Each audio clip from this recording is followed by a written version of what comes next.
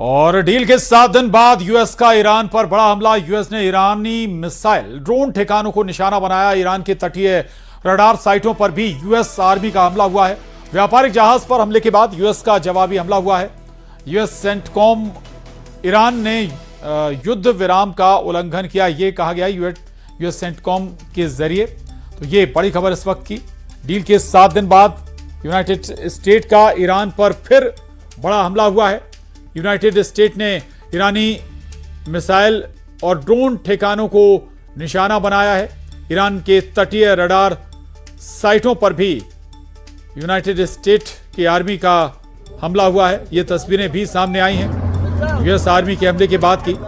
व्यापारिक जहाज पर हमले के बाद यूएस का ये जवाबी हमला है और ये कहा गया है यूएस की तरफ से कि डील को ब्रेक किया था ईरान ने युद्ध विराम का उल्लंघन किया था और इसी के जवाब में ये हमला हुआ है। और ईरान ने अमेरिकी सैन्य ठिकानों पर हमला किया है। आईआरजीसी ने अमेरिकी बेस को निशाना बनाया। अमेरिकी सेना के हमले के जवाब में आईआरजीसी ने भी हमला किया है। तो ये बड़ी खबर है। ईरान ने अमेरिकी सैन्य ठिकानों पर जोरदार हमला बोला है। आईआरजीसी ने अमेरिकी बेस को निशाना बनाया है। अमेरिकी सेना के हमले के जवाब में आईआरजीसी ने यह जवाबी हमला किया।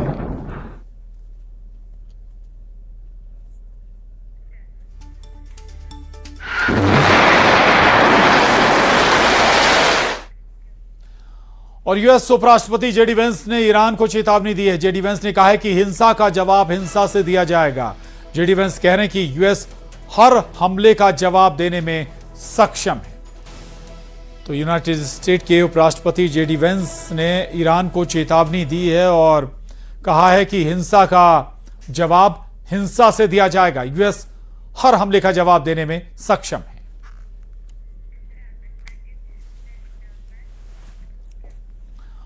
और ईरान ने स्ट्रेट ऑफ हॉर्मुज में तेल के जहाज पर भयानक हमला कर ट्रंप को भड़का दिया। ईरान ने ऐलान किया है कि बिना उसकी मंजूरी के कोई भी हॉर्मुज से गुजर नहीं सकता।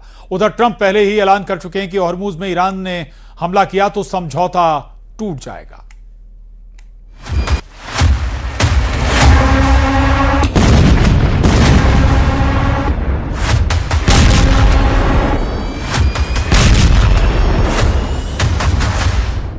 फिर युद्ध भड़क गया है, फिर बम फटने लगे हैं, फिर तेल रूट जलने लगा है।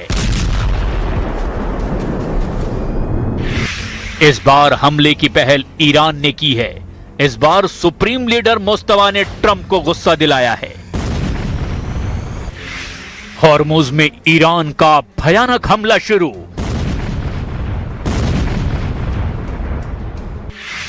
तेल के जहाजों को जलाने लगा ईरान।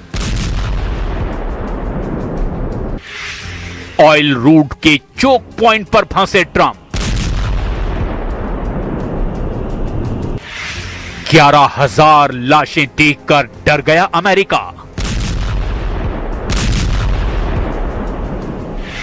हॉर्मुज में ईरान ने अपनी ताकत का एहसास करा दिया है। ओमान तट पर ईरान ने धमाका किया है। ईरान के हमले में तेल टैंकर जल गया है। अमेरिका ने आरोप लगाया कि ईरान ने सिंगापुर के तेल के जहाज को उड़ा दिया। सिंगापुर मैरीटाइम अथॉरिटी ने कहा कि सिंगापुर में रजिस्टर्ड एक कंटेनर शिप पर हॉर्मुज में हमला हुआ है। एवर लवली नाम के इस जहाज को सिंगापुर के समय के अनुसार रात 10 बजे निशाना बनाया गया।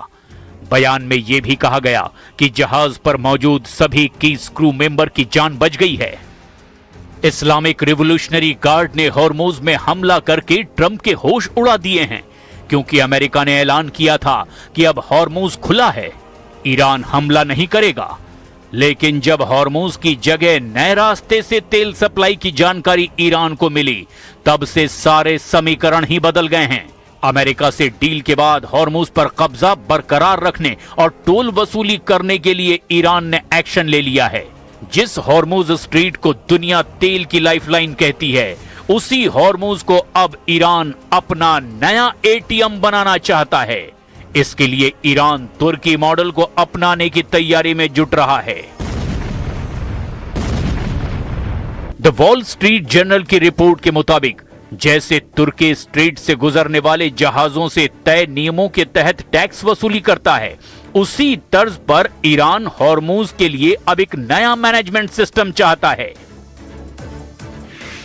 ईरान चाहता है कि हॉर्मूज से गुजरने वाले जहाजों से सुरक्षा, नेविगेशन और पर्यावरण सेवाओं के नाम पर शुल्क लिया जाए।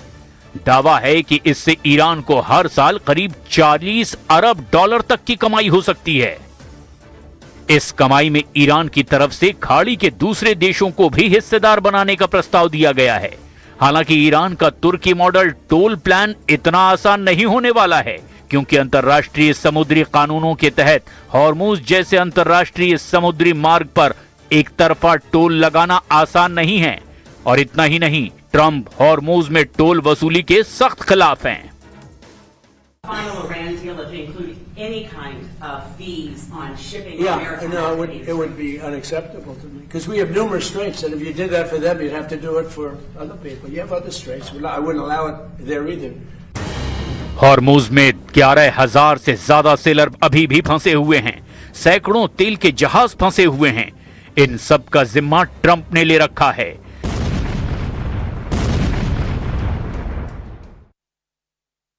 और हिजबुल्लाह लड़ाकों ने इजराइल डिफेंस फोर्स को जबरदस्त टक्कर देनी शुरू कर दी है। 25 जून की रात हिजबुल्लाह ने 4 इजरायली सैनिकों को हमला कर घायल कर दिया है।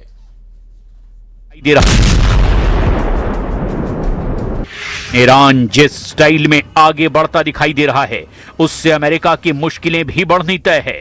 अमेरिकी एक्सपर्ट प्रोफेसर डेरेक जे ग्रॉसमैन ने ट्रंप को जमकर फटकार लगाई है। ग्रॉसमैन ने कहा है कि ईरान ने हॉर्मूज में जहाज पर इसीलिए हमला किया क्योंकि यह शिप ओमान के तट से होकर गुजर रहा था, ईरानी जल क्षेत्र से बच रहा था। इससे ये एक बार फिर से साबित हो गया कि ईरान हॉर्मूज को चोक पॉइंट मानता है। ट्रंप, धन्यवाद इस बेवकूफी भरे और खुद को हराने वाले युद्ध के लिए। अमेरिका को अब एक बार फिर से ईरान से जंग लड़नी पड़ सकती है। ईरान के साथ हिजबुल्लाह ने भी दुश्मनों को ललकारना शुरू कर दिया है।